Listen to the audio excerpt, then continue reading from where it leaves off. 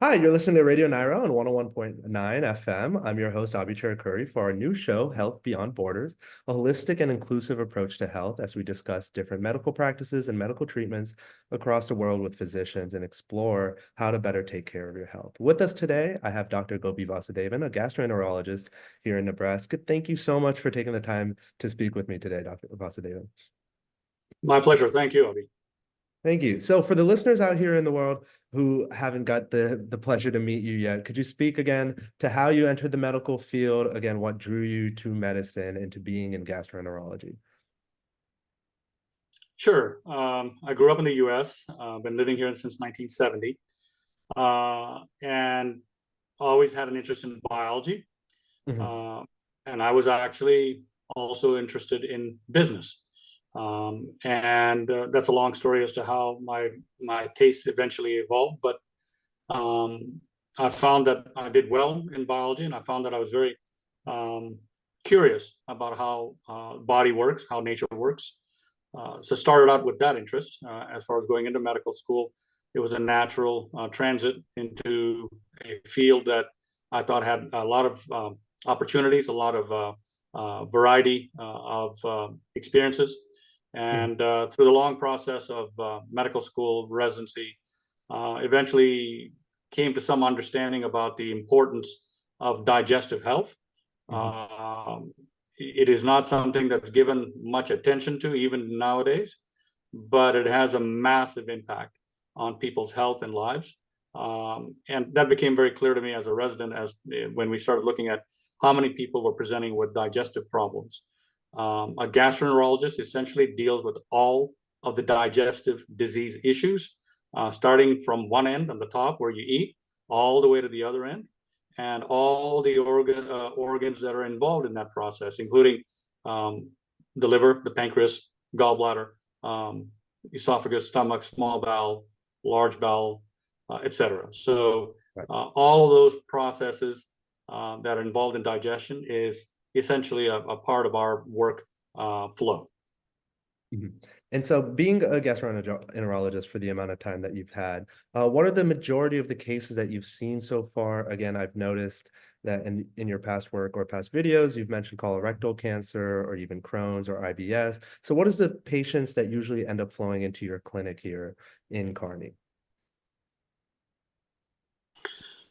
I would say by far and away more than 90% of the of what I help patients out with has to do with what I would call functional bowel disorder. It's otherwise known as IBS. I'm not a Mhm. fan of the term IBS. I'm a fan of the term syndromes because essentially a syndrome is a term we in the medical professionals use to cover the fact that we fully don't understand something. And so we just call it a syndrome, which can have a variety of presentations, a variety of definitions, a variety of treatments. The IBS is a well-known, understood, from a lay public point of view, proper term that everybody uses, but I prefer to call it by its older term, and that's starting to become more common now amongst the professionals in my field to call it functional bowel disorder. Mhm. And so most of that has to do with digestive disease issues, meaning disorders of digestion, disorders of bowel function, disorders of diet, etc., lifestyle choices. I would say that's more than 90% of what we see. The other things that other people talk about that receive a common press, such as colorectal cancer, Crohn's and disease, as well as ulcerative colitis, making up the inflammatory bowel disease spectrum, pancreatic cancer, which is on the rise, esophagitis, peptic ulcer disease, all of these things probably make up another 10, maybe 15%. So somewhere between 85 to 90%, I think, in my line of work has to do with disorders of digestion. Gotcha. That makes perfect sense. And again, I think we've noticed a good trend of either IBS or acid reflux tends to again affect certain populations. And so I wanted to ask, is there certain lifestyle changes that you've noticed, or again, certain demographics that have been affected by IBS, or things that you'd recommend overall for your patient population to again try to avoid IBS or any other inflammatory bowel syndromes? So that's a deep dive into a long Right. conversation. That Uh, two pronged. make it real brief. By the medical texts, textbooks and the literature, they start trying to focus on identifying etiologies, that is, causative factors. And they have gravitated towards subpopulations, looking at Jewish origin for inflammatory bowel disease, for example, or people from other parts of the world that deal with IBS, et cetera, a functional bowel disorder. My experience has been, I've mostly been in the Midwest. I was raised in Kansas, got my degree in Kansas, got my fellowship training, and was on senior staff at Henry Ford Hospital in Michigan and Detroit, and lived at least for 20 plus years practicing in Oklahoma and now in Nebraska. All of those states would essentially be considered part of the proper Midwest in the United States. Having said that, I get the feeling from talking to others that it's not that much different on the East or West Coast, to be quite honest. And in general, I would say that as far as functional bowel disorders go, I do not focus on any subpopulation demographic characteristics. I purely focus on the patient, their story, what is their lifestyle, what is their diet. I focus a lot on diet. That's probably a little different than the average gastroenterologist. They'll give some superficial lip service to it. They'll ask you, they might tell you something like, oh, eat right, or eat a high fiber diet, or this diet might be contributing to it. I actually spend a great deal of my time digging down into the depths of what their dietary lifestyle is like and how that affects their daily living. So I personally do not. If the question is how do I focus, I personally do not focus on demographics. I talk to the patient. I treat each patient individually as separate. Each one has their own circumstances. We now have garnered a large amount of information that even understands to some extent the influence of genetics, but more important, the influence of epigenetics. That is the ability of your environment to alter your genetic expression, your phenotype. Doesn't change your genetic code, but it may change how certain genes are turned on at certain loci and certain genes are turned off. And the long-term implications of that may even persist for a couple or more generations. Really interesting stuff. So I focus much more on that. If I had to say in summary, what are the biggest things that involve gastroesophageal reflux disease, functional bowel disorder, et cetera, I would say they are first and foremost diet. Second, the impact of stress. Third, medications that unfortunately they either are taking over the counter that physicians don't know about, or physicians do know about, but pay very little attention to the consequences or side effects of those medicines. And in this day and age, you're often getting what I would call committee care. So more than one physician involved in your care. People are very busy. Physicians are very busy. They're asked to do more with less resources at the behest of society, certain players in the field who are financially motivated, and the government. And for all those reasons, you're asked to see a lot of people do a lot of things. And so people are not doing a good job of looking at medication usages, the consequences of those medications, the side effects of those medications. And often when you're proceeding towards polypharmacy, which is prescribing lots and lots of medications, you are finding that sometimes people are treating a side effect of a medicine with a new medicine instead of asking what was the side effect to begin with. So I focus on that mostly. Those probably are important discussions I have with patients. Right. Okay. Yeah, that makes a lot of sense. Again, taking a more holistic view about what seems to be the problem rather than just prescribing something new every single time. And so I did want to ask you, again, given your location being in Kearney, and again, given your specialty, it really seems that you have a much more intimate and a much more substantial relationship with the patients that you've encountered. I think that seems to be different than other physicians that we've met in the past, given that, again, you do have to talk to them about their diet and have a full understanding about their lifestyle to really make an impactful change on their symptoms. So I wanted to first ask you, again, for the amount of time that you've been in Kearney, how you've been able to be a big factor in the community, how you've been able to, again, make relationships with the people in Kearney, and how you describe the surrounding community. From my understanding, Kearney seems to be relatively about, what, 30,000 people when I do look it up, but from what we've spoke about, it's much more than that. There's a lot more people flooding in. So I was hoping you could tell listeners, again, what makes Kearney so special and how you've been able to have that type of special connection with the people that you do encounter.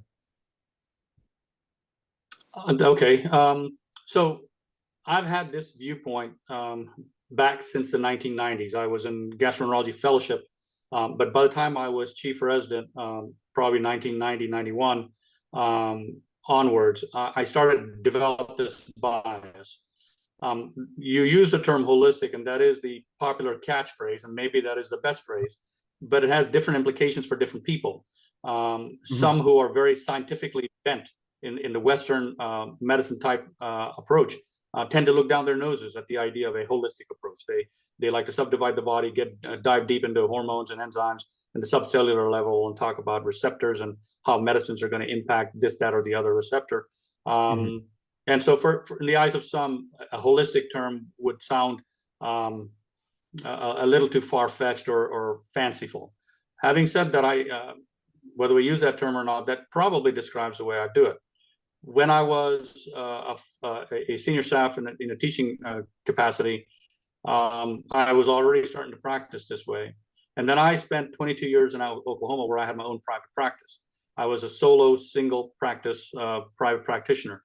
Therefore, I could dictate what were the circumstances under how I practice. I was not beholden to others telling me exactly what to do in order to earn an income.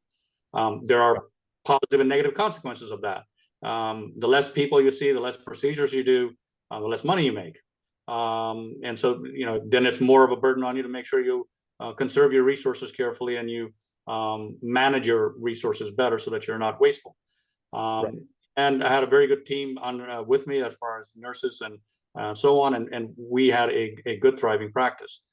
The vagaries of modern medicine allowed for foreign entities, large international corporations, to come in, buy up local resources, buy up the local hospital, which then changed the atmosphere of the medicine that I could practice there. There was a lot of effort made to conform to their way of doing things. And they're typical for the modern multinational corporation. They'll tell you one thing, but they'll do another thing. And so they were pushing in a manner or pushing for care in a manner that I did not care for. And so though it hurt me to make this decision after having settled down in the community, I realized that if I did not move, I would be forced to do things their way, which would then make it difficult for me to live with my conscience. So we moved, and we found in Kearney, Nebraska, a desire by the people who are managing the medical entities I'm working with, that they were also interested in a physician who had that, let's call it holistic point of view. They wanted a complete care, which is good to see. You don't see it very commonly. Again, many people will give lip service. It's common to use these buzzwords to attract interest, but when it comes right down to it, they'll proceed with another angle, because at the end of the day, they all have to justify their monetary income and their bottom line. These people were very open to the idea of what I was suggesting. I explained exactly how I practice in great detail. And to their credit, they have kept their word. And so I do not see tons of patients, but I stay busy. My general work day is about 11 hours a day, sometimes 12. And that includes some of the paperwork, unfortunately, or nowadays we'd call it digital computer work, but it's the same difference. You got to spend time generating it in order to be billing properly and making sure you conform to all the guidelines and so on. So there's a lot of things you got to do beyond just looking at people and talking to them. But a new patient visit with me is easily 40, 45 minutes, sometimes an hour, hour and a half. It just depends on how things go and what I'm trying to do. And so I genuinely am spending the kind of time that I claim I am, and try to talk to people about their problems, their issues. I have certain biases I bring to the table, but at the end of the day, I realize just because I may have a particular approach doesn't mean that's exactly what's going on with the patient. So in medicine, at least the way we were taught it, they encourage you not to have blinders on. So even though you may feel like you're headed in the proper direction, always be willing to step back and look at the bigger picture. We describe it as a differential diagnosis, so a broader perspective of what all could be going wrong. And one of the best times to be a little nervous is when you think things are going perfect and you got it all figured out. That's probably when you want to back off a little bit and say, I wonder, is it going as smooth as I think it is? And if it is, great, then you've nailed it. But if you haven't painted yourself into a corner. Right. I put in that kind of time and effort To stay impartial there. Got you. And just for the listeners here who, again, might not be familiar with your background, the people that you now are working with is the Kearney Regional Medical Center, is that correct? With the Platte Valley Medical Clinic as well? Correct. Right. The physician I belong to is the Platte Valley Medical Clinic, and the hospital is called Kearney Regional Medical Center. Got you. And institutions, from my point of view, very people-oriented, and they have been very conducive to allowing care the way it should be delivered, in my opinion. Gotcha. Could you speak a little bit more on that? And what do you mean on care in the way that it should be delivered compared to, again, the corporations that you encountered, whether it's in Oklahoma, how you've noticed that change by working with these people here in Kearney? The traditional care of medicine, and one of the advantages or one of the biases I have is my ancestral heritage. So I come from a culture and a heritage that has been focused on medicine for thousands of years. We have the oldest continuously existing system of medicine called Ayurveda. It's not readily acceptable in the West. And to be honest, I'm not an Ayurvedic practitioner, so I need to be cautious in stating that though I draw some inspiration from precepts and concepts within Ayurveda, which lead to this holistic approach. Ayurveda is very focused on prevention, okay? And they're also very focused on digestion as a manifestation of the rest of the body's illnesses.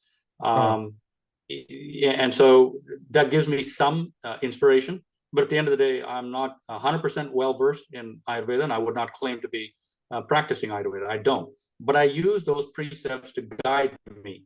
And in nowadays, the magic words that people like to use is integrative or integrated medicine. And so that all makes everybody feel better, that maybe it has some scientific basis to it. But at the end of the day, the biases are the same, which is look at what all's going on with the individual and look at how all these things connect and whether that manifests in a particular set of problems. Right. They had practitioners here prior to my coming who didn't see the world that way. They practiced a very different way. And when I was looking to move out of Oklahoma, it was a pleasant surprise to me to notice that even though I was an older physician looking, my initial concern was that because of age, my attraction or the desirability for people to hire me would be impacted, because you generally believe in the IT world, for example, the older you are, the quote, more washed up you are, unfortunately. And so they're looking for younger blood who they'll massage and in egos for a couple of decades, and then they'll slowly move them out of the way as they find a newer, younger bunch.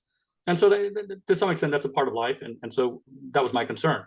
I was very surprised as I interviewed around the country. I don't care which part of the country I interviewed in, that nearly everybody was very, very interested in me, in my experience, and not a one mentioned age as an issue or anything like that. And so I explained to them that given my age and given my training and my experience and my biases, this is how I intend to practice. And if their goal was something else, I would not be happy there, and I wouldn't choose them. And again, to their credit, they kept their word. It is unusual in this country the world has gone a significant, at least America has, and I believe the world has, undergone a significant transformation in the last 50 years. We have lost our way in many, many ways. Of course, the younger generations, when they hear that, they raise their eyebrows because they think every older generation says the same thing about future generations and changing times, and there's some truth to that. There is some truth to that. But at the end of the day, there's no doubt in my mind that we have gotten away from personal, individualized caring about the human being, and we've tried to move in the direction of corporatizing everything. And corporatizing means you end up treating people like widgets. Now, it's rare to find an individual who will be brutally honest and say that's what he's doing or she's doing.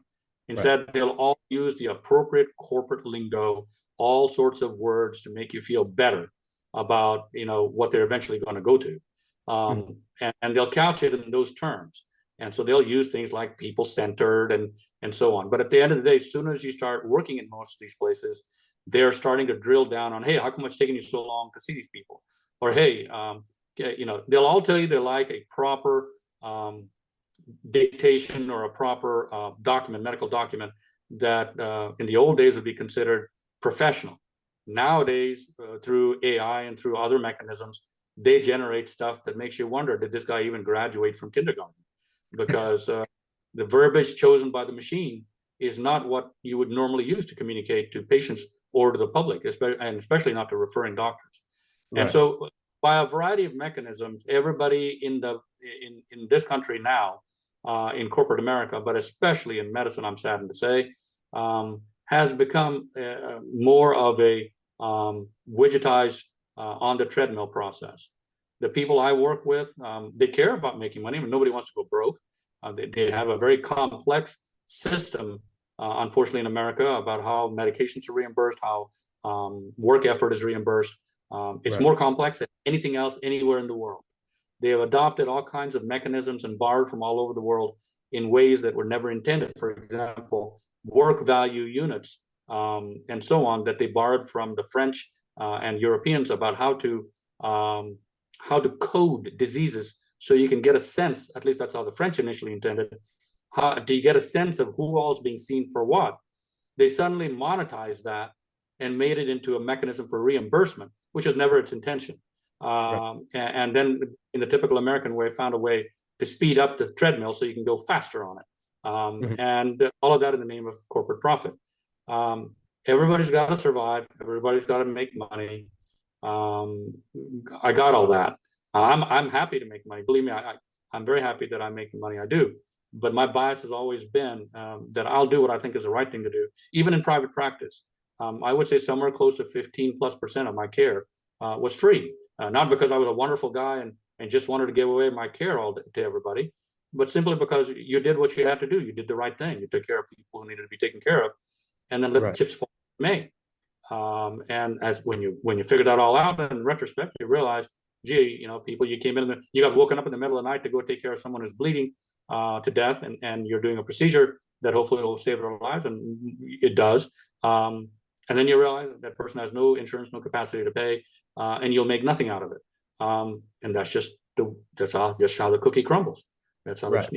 It is. You don't look at these individuals and go, well, first thing first, can you pay me?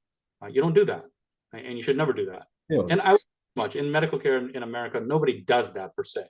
Nobody asks you if you got the money, we'll do your heart cath, or we'll do this, or we'll do that. Nobody does that. There are laws to prevent it in the first place, but even otherwise, nobody really does. I've never met a single physician, even the ones who I didn't agree with about how they cared about people. I've never met one who only looked at, will they first pay and then everything else. Now, I'm sure they exist out there, especially for entities where cash on the barrel is the way they do things, outpatient services and certain kinds of entities. I'm sure they exist, but at least within the hospital environments, I've never met them. And certainly within my own personal experience, I've never met them. I'm not naive enough to think they don't exist, but it's nearly impossible to treat people that way, which is good. I think it is a growing problem that many physicians have discussed, whether it's an ICD-10 or whether it's RVUs or things like that, insurance coming in the way. I think one big thing that they've mentioned in the past, again, just to put someone on a clinical trial, the amount of hoops that you'd have to jump through, again, for it to be, will this person be able to pay us back or things like that? When at the end of the day, we're really just trying to deliver treatment as quick and efficiently as possible. There's definitely a lot of red tape and obstacles that have started to creep in providing quality care. But it is really nice to see that Kearney, the whole Valley Clinic there, is really on the physician side of being able to deliver good, high quality care. But I wanted to ask, for you, what do you see the future of gastroenterology being about 5 years from now, given how practices are currently?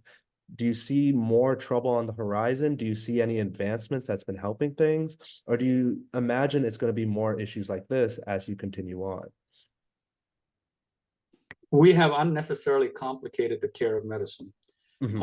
We've introduced many people into it that don't need to be there, and they, typical for America, have corporatized themselves into larger and larger entities, which then wield greater and greater power, which then translates to influence of lawmakers, which then transfers back as more income for them, et cetera, et cetera, et cetera. That is a bad trend for the whole country in nearly every line of work, in my opinion, but it's certainly true in medicine. So I think that's the days of what I was able to do, privately practice medicine as an individual or even in groups of physicians banding together. That is probably near extinction, sadly. I would be very surprised if 2 or 3 decades from now, those kinds of individuals will be able to survive. They don't tell you they're doing that. They want every physician to be an employed physician. And then then they just mean that then translates to a controlled physician. And there is a huge amount of burnout in the medical fields, especially amongst physicians. Many are retiring early. Some of them took the COVID, you and I were talking about COVID impacts. It personally didn't impact me in any way because I was able to continue practicing because there was a need in my line of work. People were needing cancer screenings and stuff, and you couldn't look them in the eye and say, "Oh, don't worry. If you just wait 3 years to get this done or that done, it won't matter to you." And it may not matter to the majority, but a few percentage will then have their cancer advanced to the point where they're not curable easily. And so cancer screening is a very big part. One of the things I really like about my line of work is that many physicians talk about prevention. My work, my field, gastroenterology, is heavily focused on prevention, preventive care, especially in terms of things like colon cancer screening. And so I think the future suggests that the ability for physicians to deliver the care the way they wish to and not become corporatized employees is against us. I think it'll become harder and harder to do so. And I don't think that's good. In my personal opinion, I don't think that's good.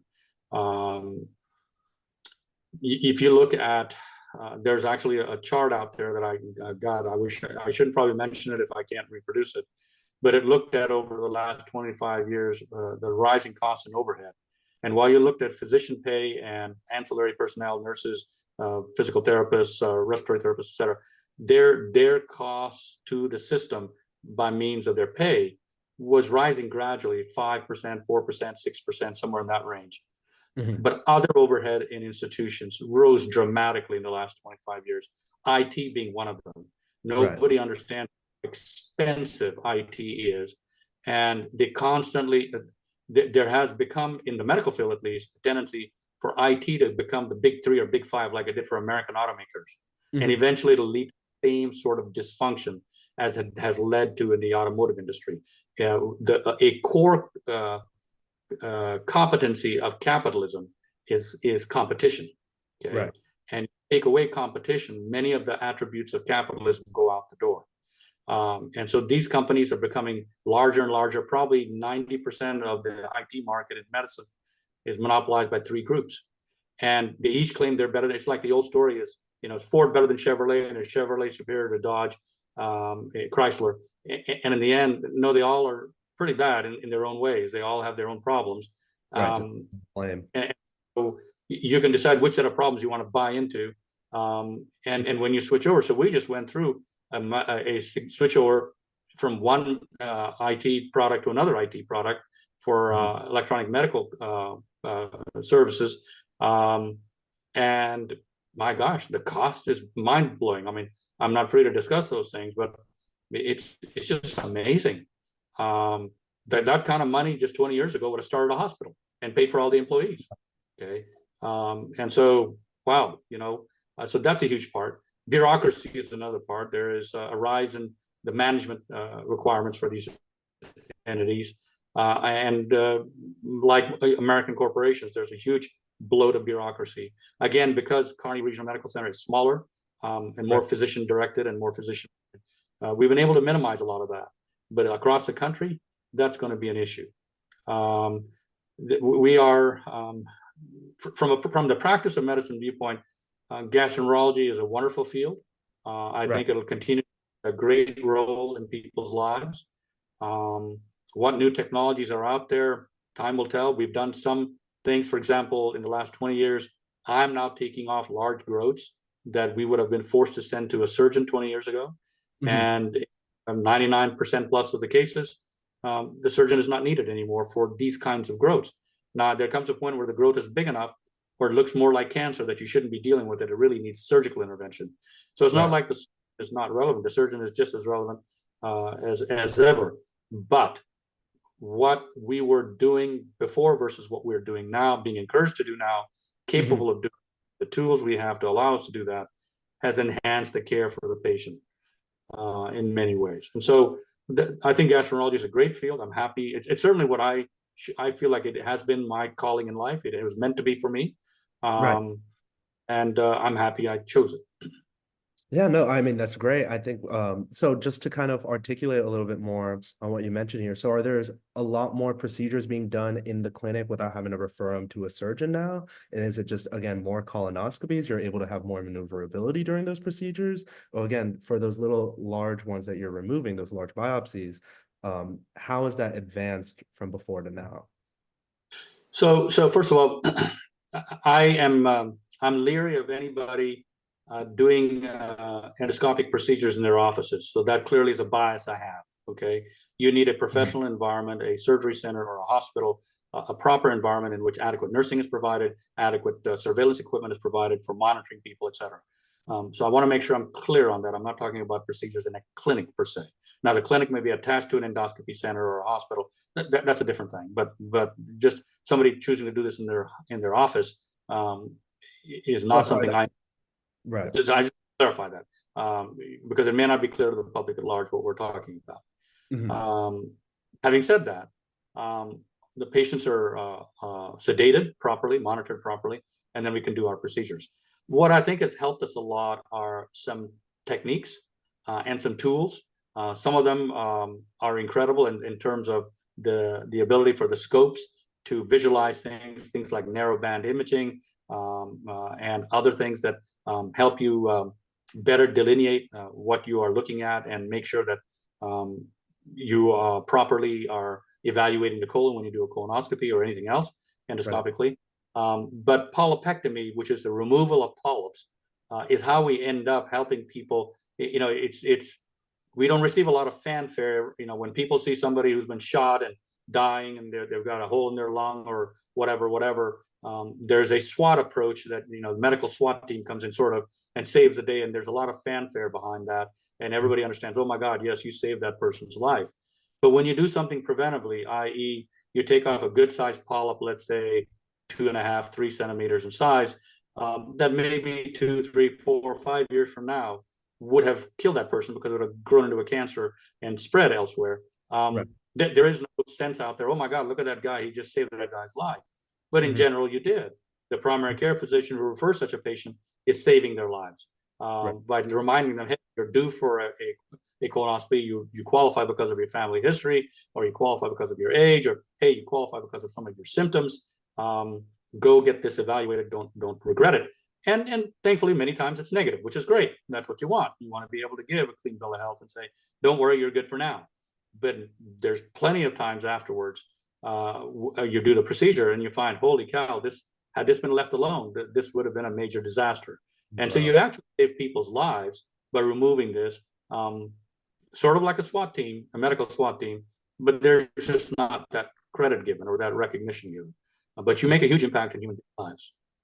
No, of course. One thing that I do want to ask before we do wrap up here, and again, thank you so much. For physicians who are going to be entering, whether it's residency or going to start trying to establish a practice, or perhaps students who are now going to be entering medical school, given what you've noticed, given these trends that, again, we've spoken about today, what would be the advice that you'd hope to give them as they start their medical journey? Again, if you've noticed that clinics are slowly going to be dying out and that this autonomy has kind of been reduced as you go on in your field, what would you give as advice to the people who are now entering the field or perhaps growing to be a bigger part of it? So I would actually quote my older son in one way. He says, he called me one time and says, everybody tells you seek your passion, seek what you really want to do. And that's what you should do, is search for what really motivates you or makes you want to do something. And that's great advice, but he disagreed with that, and he said, I think that's wrong. And I said, why? And he said, well, a pygmy from Africa who wants to play against Michael Jordan in the NBA is going to be sorely disappointed. I don't care how great his passion is for basketball. He's just not going to cut it. Right. Okay. And so he can dream all he wants. He can establish a pygmy league in Africa, maybe, but he's not going to come to the NBA in the United States and make Michael Jordan lose sleep that he might lose to this guy. It's just not going to happen. All right. So more important than our passions, which I agree, we should try to do what we want to do, what we'd like to do. But more important than that is for these people who are going into medical school and so on to understand, are they good at something? Figure out what you're good at in life, and then figure out if you can monetize it, so if you can make a living at it. If you have some natural skills and talents and some proclivities, certain leanings that make you appreciate this, that, or the other, or certain interests. And so that's the first thing I would say, is figure out what makes you tick, and then figure out if that's what you want to do for the rest of your life. And the more you're good at something, the more passionate you can be about it, is one way that my older son would have said. And I think I learned that from him just a few years ago, and I would agree with that approach, number one. Number two, I would make sure everybody understands that there's a lot of people who, in fact, I would say nearly everybody who went into medicine went in very inspired and very idealistic about all the good they were going to do in the world. And then as they go through the hard process of long hours, sleepless nights, competition amongst others to excel, because you have certain key aspects of medical care where the physicians seem to be making more money, and that's well known to everybody than other physicians.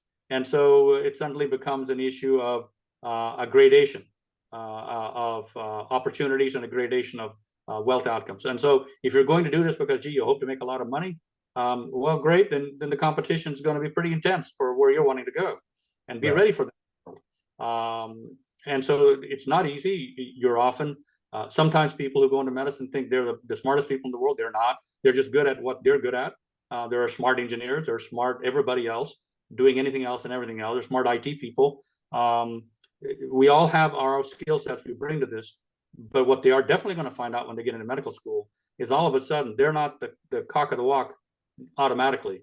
Everybody they're running across is a cock of the walk from wherever they came from. And so they all have something to offer, and the competition's intense. Ultimately, I would say make sure this is what you want to do. This is what you hope to commit your life to doing. I still believe, and I'm hoping it'll stay that way, that it is a calling. It is a different life, meaning you'll be woken up at night. I still am woken up at night for procedures. And it doesn't really matter whether I was woken up at night. The next day, I still have to go in and do the work I'm supposed to be doing. I may lose out on sleep, et cetera, et cetera. And when you're young and you bounce back easier, great. But you start getting into your 40s and so on, you start noticing, okay, you're not the same guy you were 20 years ago. You get into your 60s where I'm at, and you suddenly find out you're not the same guy you were in the 40s. And so these things catch up with you. In every field, there are some negatives, and certainly in the GI world, I have people I have trained, and people who are my contemporaries who I'm noticing are having health problems, joint problems, body problems from the way they did their procedures and how they held their neck or their body or their hand, et cetera, et cetera. And so those ergonomic factors now play a part as you're getting older, as you're wearing out your body. There are people who lose feeling in their hands because their neck has been held in a particular way, and they've got cervical disc issues. And so these all will impact you. I mean, it's just repetitive trauma. And at the end of the day, all we are is a fancy collection of fancy parts. And so those parts can be worn out. But I would encourage anybody who's going in with the right attitude that, hey, you may not become a billionaire overnight. In fact, I don't know of any physician out there, to be honest, who just as a physician can even become a millionaire easily anymore. Okay. And so the goal is, gee, I'm just going to float on a cloud of money. Good luck. God bless. It's going to get tougher and tougher to do that as reimbursements keep down. So you have to believe yourself that this is a calling, that people need you, that you get joy from helping people. I've said forever to people who have gone into medicine, look, when your plumber comes and fixes your drain pipe that was leaking and you were woken up at night with the flooded floor or whatever, you thank him for it. He pays you. He asks for a good chunk of money in return for the inconvenience. He'll come and take care of you. But then you don't see them on the street a week later, a month later, a year later, and go, "Hey, man, thank you so much for what you should let it go. You're done with it." Right. Physicians, when they make a difference in people's lives, and it's happened to me countless times, a year later, 5 years later, 10 years later, you'll see somebody, they'll look at you and go, "You probably don't remember me." And if it's 10 years later, definitely I don't. You don't. And they'll tell you, "Well, you made a huge impact in my life. You did this, you did that. You changed my way of looking at the world. You spent time with me. You convinced me to eat differently. You helped me lose weight, or you saved my life because you took off that huge polyp that somebody else couldn't." Whatever, whatever, whatever. Right. And so there is a great deal of reward that comes from that, the joy of the satisfaction of people being genuinely grateful. And I think that part hopefully will continue. We have a lot of other metrics we need to work out in the way we're delivering care in this country, and we've got a lot of hurdles ahead. Thank you. Again, that's the essence of what calls people to being a physician at the end of the day. Again, being able to make that direct impact is what I really envision it to be. But again, thank you so much for your time today, for the issues that you've brought up about where we're headed when it comes to the medical field. Again, that's a lot to really think about. But to leave it on a little bit of a brighter note, I've noticed that you're a little bit of a reader. You've mentioned before that you're a hiker or a biker. So I wanted to ask you, is there anything that you've read recently that you'd recommend to the public in the nonfiction that you've read that you think is, again, worthwhile, that you've really enjoyed? I am mostly reading nonfiction, and a lot of my reading now in the last 5 to 10 years involves reconnecting with my cultural roots and heritage, and which may or may not appeal to the public at large, because not everybody comes from India, and not everybody knows what the Indian cultural experience and the diaspora experience is. Right. I a very prolific, if that's the right word, reader. I've always read voraciously. My interests span a wide spectrum, and I would encourage anybody who is involved in getting into medicine, find some sideline reading or hobbies or anything else that balance your life more, family life, etc. Unfortunately, within medicine, family life often suffers, Right. and it's rare to find a partnership that really works well, sadly. But I would say, if I were to encourage anybody to do any reading, I would say balance it between fiction and nonfiction. And mine used to be balanced. It has now become less balanced, sadly. So I'm reading much less fiction, much more nonfiction, looking at the true history of India, Bharat. What we now know, that we've been led down the wrong path in what we were told about our history and our ancestral heritage. And so much of the books I'm buying, in fact, nearly all the books I've bought in the last 3-4 years have all to do with that, which may or may not appeal to the public at large. But we are an ancient civilization. We're the oldest continuously existing civilization in the world, and we've contributed a lot of good to the world, and not much of that is known. And so that's where I spend my time reading now. Perfect. Thank you so much again for any of those recommendations, and again for everything that you've told us today. Again, I'm Abhisar Cherukuri with Radio Nyra. This is Dr. Gopi Vasudevan. Thank you guys for listening to our show today, and I hope you guys have a wonderful rest of your day.